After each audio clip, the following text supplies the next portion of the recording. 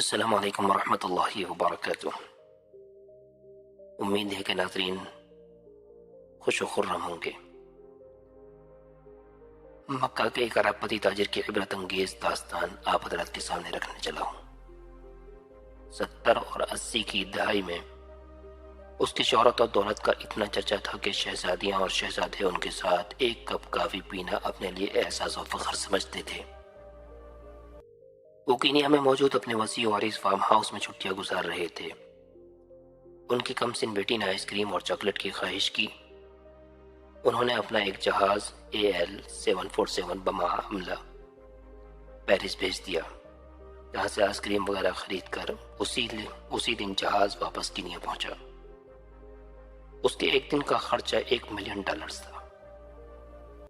London, Paris, new York, Sydney سمیت دنیا کے 12 مہنگے ترین شہروں میں ان کے لگژری محلات تھے، یعنی فارم ہاؤس تھے۔ انہیں عربی نسل کے گھوڑوں کا شوق تھا۔ دنیا کے کئی ممالک میں ان کے خاص استبل تھے۔ اس کی دی ہوئی طلاق دنیا کی آج تک کی مہنگی ترین طلاق سمجھی جاتی ہے، جب اس نے $875 ملین اپنی امریکی بیوی کے منہ پر دے مارے اور اسے طلاق دے دی۔ اس کی ملکیت میں جو یارڈ تھی وہ اپنے دور کی سب سے بڑی یارڈ تھی، جو اس وقت بادشاہوں کو بھی نصیب نہ تھی۔ اس یارڈ میں 4 ہیلی کاپٹرز ہر وقت تیار رہتے تھے، جبکہ 610 افراد پر مشتمل خدام اور عاملہ تھا۔ وہ یارڈ بعد میں ان سے برونائی کے سلطان نے خریدی۔ ان سے ہوتے ہوئے ڈونلڈ ٹرمپ تک پہنچی۔ ٹرمپ نے $29 ملین میں خریدی۔ ان کی اس یارڈ پر جیمز بانڈ سیریز کی فلموں سمیت کئی مشہور ہالی ووڈ فلمیں شوٹ کی گئیں۔ اپنی 50ویں سالگرہ پر اس نے اسپین کے ساحل پر دنیا کی مہنگی ترین پارٹی دی، جس میں دنیا کے 400 معروف شخصیات نے 5 دن تک خوب مستی کی۔ امریکی صدر رچرڈ نکسن کی بیٹی کی ایک مسکراہٹ پر 60,000 پاؤنڈ مالیت کا طلائی ہار قربان کر دیا۔ اسلحے کا بہت بڑا سوداگر تھا۔ ملکوں کے درمیان وہ اسلحے کی ڈیل اور معاہدے کراتا تھا۔ سعودی عرب اور برطانیہ کے درمیان انہوں نے $20 ارب کے معاہدے کرائے۔ شراب اور شباب ان کی کمزوری تھی۔ 4 جائز اور 8 ناجائز بیگمات جناب کے عقد میں تھیں۔ یتیموں پر شفقت رکھنا، بیواؤں کا خیال، مسکینوں کی مدد، سیلاب اور زلزلوں میں انسانی ہمدردی کے تحت فلاحی کام، ان سب سے اسے سخت الرجی اور نفرت تھی۔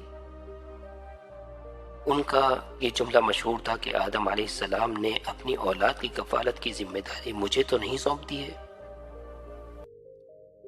80 کی دہائی میں وہ $40 ارب کے اثاثوں کا مالک تھا۔ پھر آہستہ آہستہ اللہ تعالیٰ نے اس کی رسی کھینچ لی۔ اب تسلسل و انحطاط کی طرف اس کا سفر شروع ہوا۔ اربوں ڈالرز کی مالکیت کے ان کے ہیرے سمندر میں ڈوب گئے۔ کاروبار میں خسارے پہ خسارہ شروع ہوا۔ قرضے پہ قرضہ چڑھا، سب اثاثے فروخت کر ڈالے۔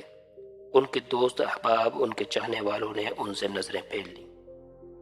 یہ ایک لمبی مدت گمنامی کے پاتال میں چلا گیا۔ کسی کو خبر نہ تھی کہ کہاں ہے۔ پھر ایک دن یہ لندن میں کسی سعودی تاجر کو ملا۔ ان کی حالت غیر ہو چکی تھی۔ اس تاجر سے کہا، وطن واپس جانا چاہتا ہوں لیکن کرایہ نہیں۔ اس سعودی تاجر نے اکنامی کلاس کا ٹکٹ خرید کر اسے دیا اور یہ جملہ کہا، اے عدنان، اللہ تعالیٰ نے فقیروں اور غریبوں پر مال خرچ کرنے اور صدقے کا حکم دیا ہے، یہ ٹکٹ بھی صدقہ ہے۔ اپنے دور کا یہ کھرب پتی شخص صدقے کے ٹکٹ پر عام مسافروں کے ساتھ جہاز میں بیٹھ کر جدہ پہنچ گیا۔ اس عرب پتی تاجر کا نام عدنان خاشقجی تھا۔ یہ عرب نژاد ترکی تھا۔ اس کی پیدائش مکہ مکرمہ میں ہوئی تھی۔ ان کا والد شاہد طبیب تھا۔ یہ شخص ترکی میں قتل ہوئے صحافی جمال خاشقجی کا چچا تھا۔ 2017 میں ان کا انتقال ہوا۔ میں نے جب اس شخص کی زندگی کا مطالعہ کیا، یقین کیجئے میں ہل کر رہ گیا۔ اللہ تعالیٰ کے انصاف پر میرا ایمان مزید پختہ ہو گیا۔ یاد رکھیں، آپ جتنے بھی طاقتور ہیں، آپ جتنے بھی ثروت مند، دولت مند، مالدار ہیں، اللہ تعالیٰ کے آگے بہت کمزور ہیں۔ اپنی دولت اور طاقت کو کبھی بغاوت کے لیے استعمال نہ کرنا۔ اللہ کی پکڑ بڑی سخت ہے۔ اللہ کے رسول علیہ السلام نے زوال نعمت سے ہمیشہ اللہ کی پناہ مانگی اور فرمایا اللہم انی اعوذ بک من زوال نعمتک۔ جزاکم اللہ خیرہ۔ اپنا خیال رکھیے گا۔ السلام علیکم ورحمۃ اللہ وبرکاتہ۔